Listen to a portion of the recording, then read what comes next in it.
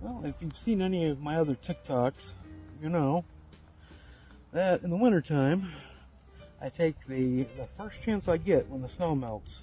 I come outside with my little wagon and go around and pick up the dozens and dozens of toys my dogs leave outside.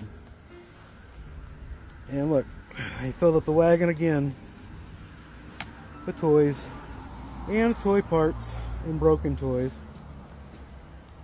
I left them there to just stay under the snow. So they do have a few in certain parts of the yard I can't reach. That's a bit of a problem. I'll show you here.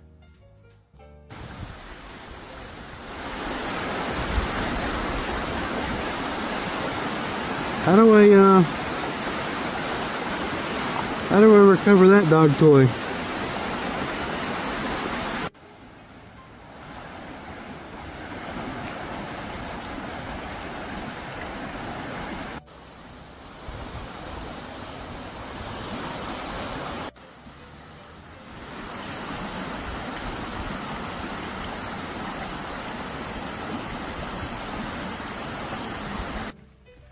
I'm probably gonna have to do another pickup in the spring, as it's gonna snow some more.